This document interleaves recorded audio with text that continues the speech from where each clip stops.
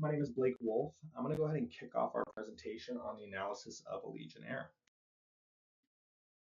So Allegiant is headquartered in Las Vegas, Nevada. It was also founded in Nevada. Uh, their fleet consists of about 128 planes. They chose mostly to have the Airbus 320. The Airbus is just a little bit cheaper. It saves the company money. Maintenance is cheaper. Pilot training is a little cheaper on those planes as well. And to give you kind of a broad overview of the airline industry, most of the bigger airlines have around 1,000 planes in their fleets. But anyways, their they started as a charter airline, but their passenger service launched in 2001.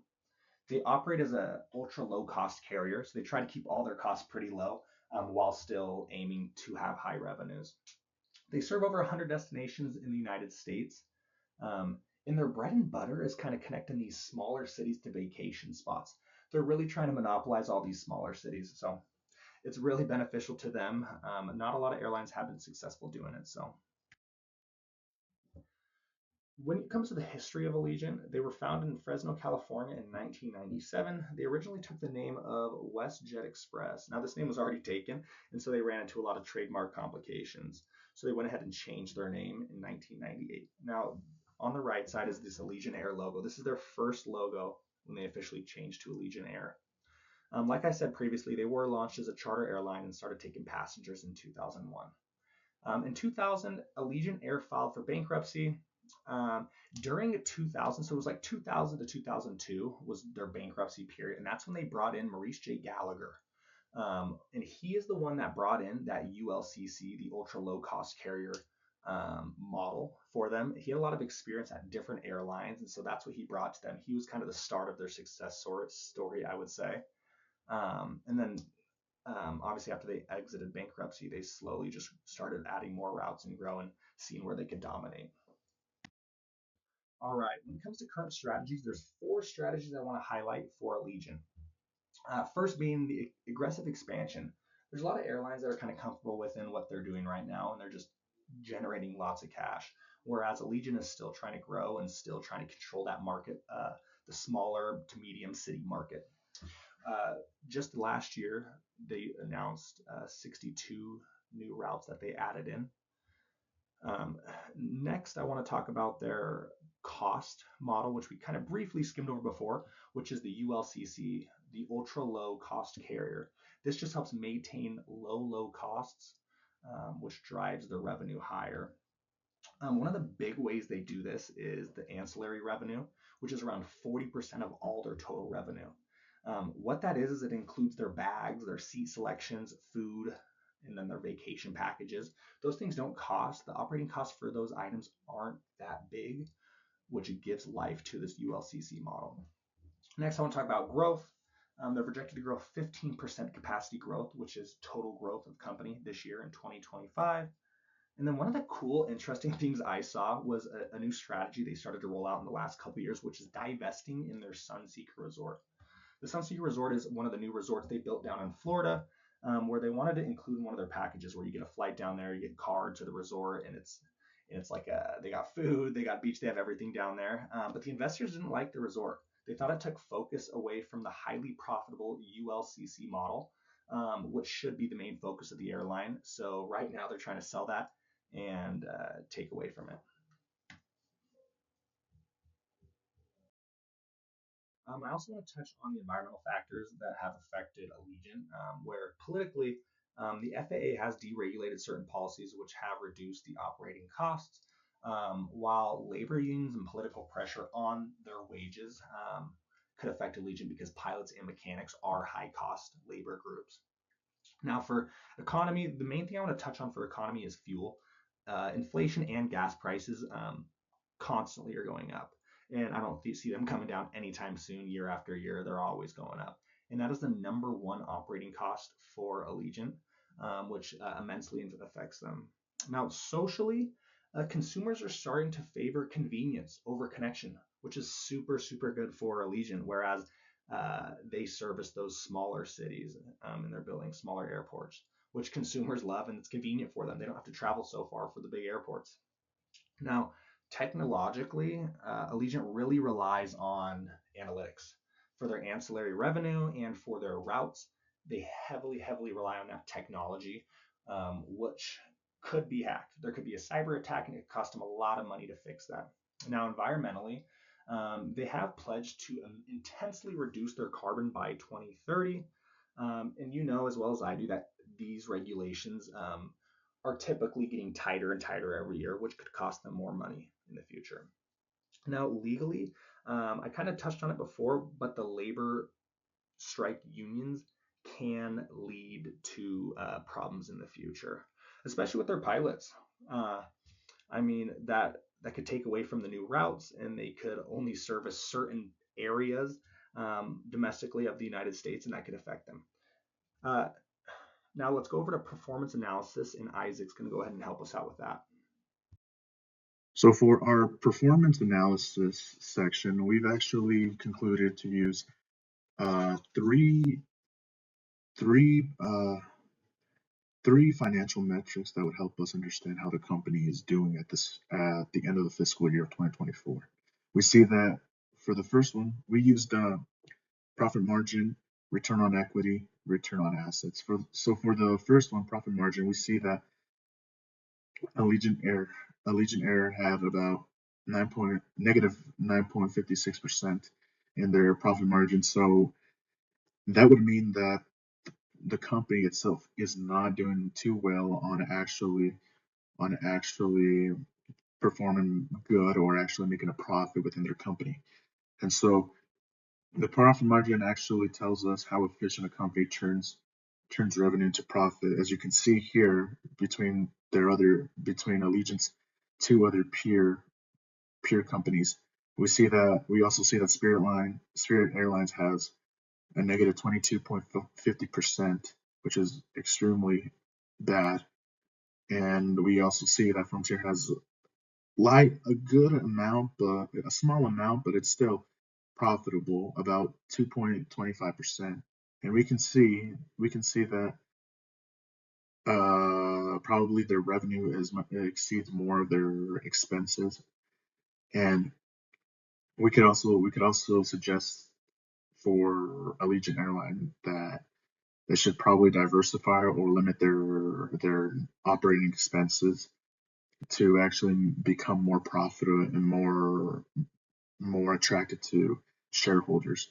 The second one is the return on equity. The return on equity is basically the measures the efficiency on how a company uses shareholders' equity to generate profits. As you can see, both profit margin and return on equity uses the numerator of net income. And we can see that, obviously, logically, that we still have a negative 19.8% within Allegiant Airlines, but we see Spirit Airlines as well, which is on a massive amount of decrease in their return on equity, so they're not doing too well. But we also see that Frontier is actually making a good return on the investment of shareholders, which is about 15.30%. 30%.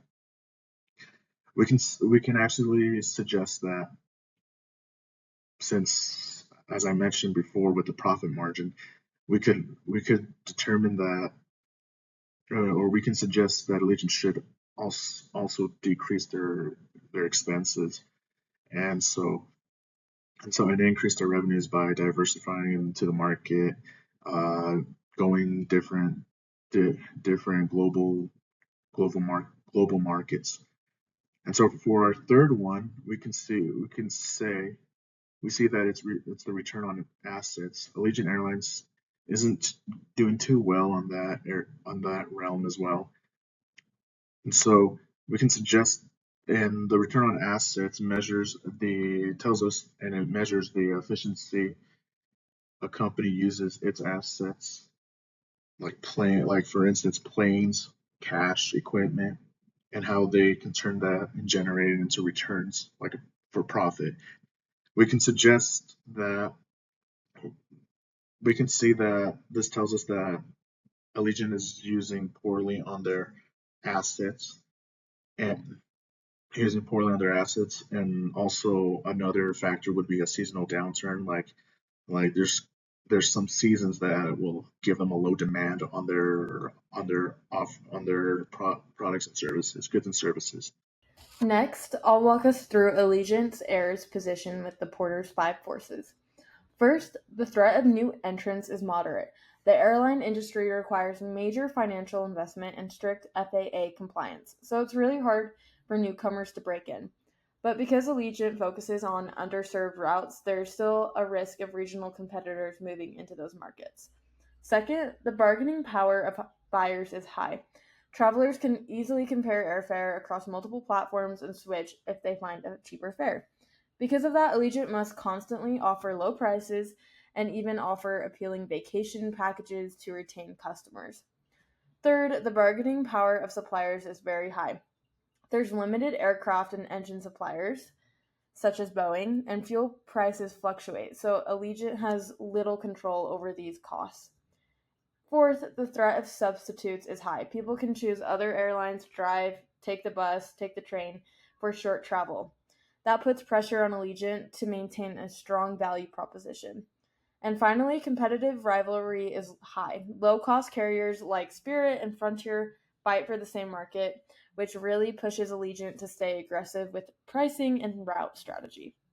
I will now be shifting to what allows Allegiant to maintain success long term. First, I will be talking about technology. Their technology improves operational efficiency and reliability, all while keeping the costs low. Second, employee turnover is relatively low for Allegiant, which benefits customer experience and helps reduce costs that come along with training. Strong management also allows Allegiant to execute strategy very well, especially in their niche market that they're in. Then, brand image is a huge advantage, especially since they target smaller airports. Allegiant is the affordable getaway to popular vacation destinations. Next, patents and intellectual capital. This helps them strengthen their innovation and protect competitive advantage. And lastly, they have high productivity, which supports operational performance and keeps the ULCC model profitable.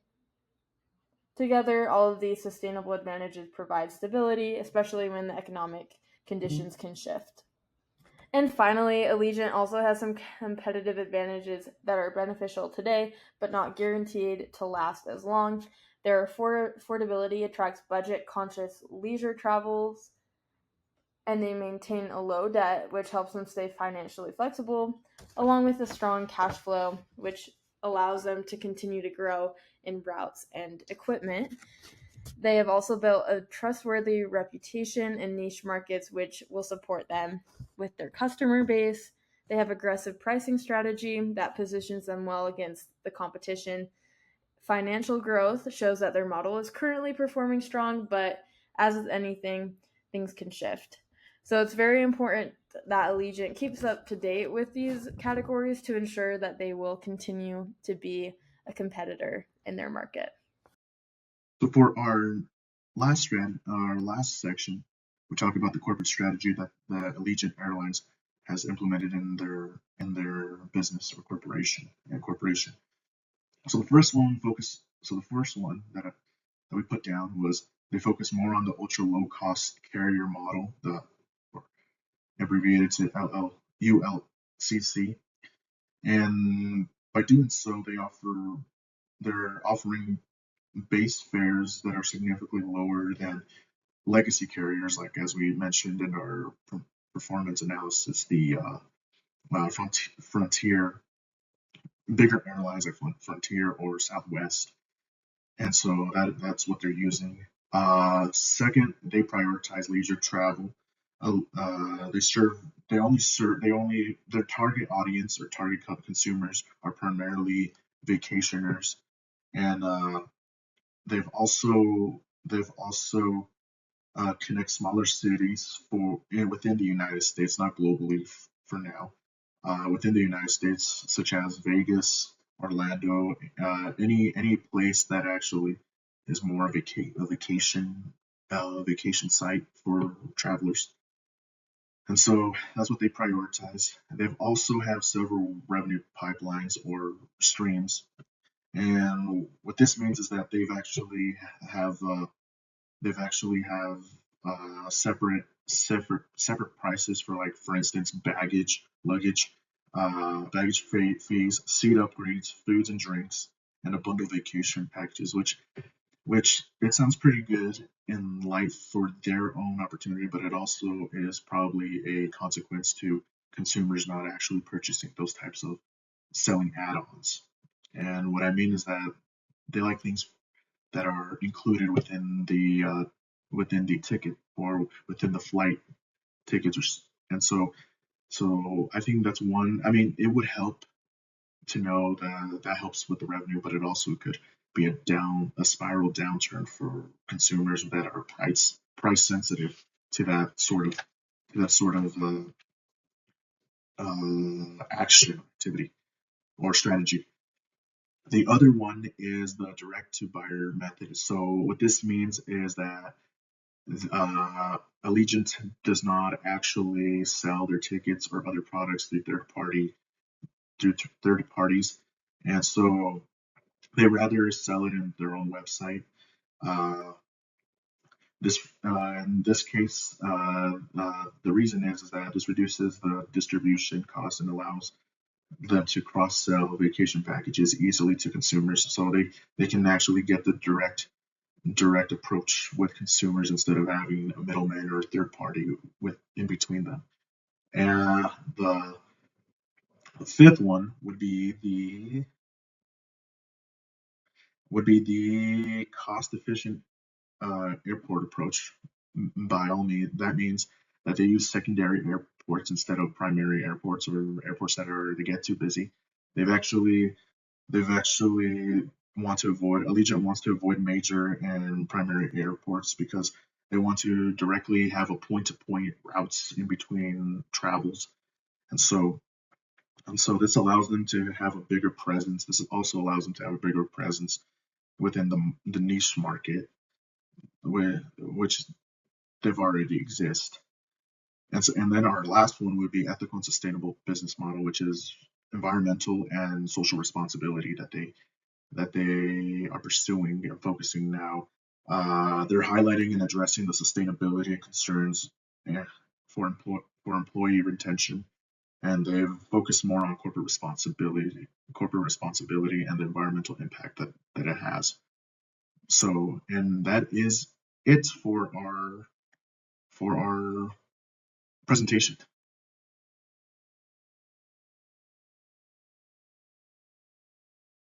As far as Allegiant Air's international strategy goes, they haven't taken an actual step towards getting that international market. They have talked about it, but they actually just have that domestic strategy right now.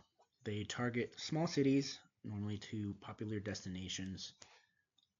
I myself have actually taken a flight from Provo to St. Pete, Florida, as that is one of the popular destinations to visit in Florida. They've done this throughout the US in a lot of different areas, targeting Phoenix, LA, other cities that have these tourist destinations. And then, as far as their international strategy applies to actually achieving that, it would require more expensive planes than the ones they currently have, as well as they don't really have that brand recognition right now in those smaller areas or just in other countries. They're not known. Even among the US, they are known a lot less than the big players, Delta, Frontier, just other airlines. As well as their expensive flights wouldn't match their normal market. They'd have to make sure they are keeping their flights still short and close in distance, and it would be difficult to maintain that. However, if they did, Mexico could be a possible option, or some of their other areas in the Caribbean. I know they have the spot in Phoenix to California, or one of those locations to Mexico, or Florida to the Caribbean could potentially be an option.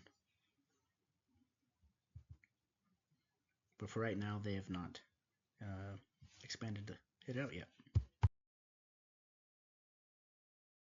As for a concluding analysis, their ULCC strategy is viable. They're ultra low cost. However, there are things that they should definitely consider in order to have success into the future. The external pressures and financial strain and the lack of diversification will either force them to adapt or force them to fail, basically, essentially. So they really will have to adapt to the changes. They definitely need a more modern fleet, and they need to make sure they're taking that into account. If they are a little bit smarter and intentional with their market selection, I believe they can be successful. The different vacation offerings, as far as things that they are diversifying in, and then I think they can actually get their stuff together.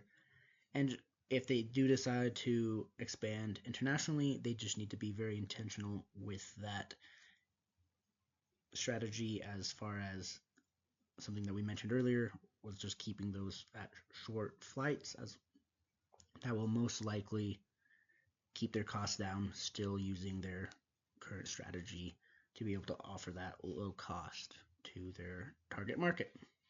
Thanks.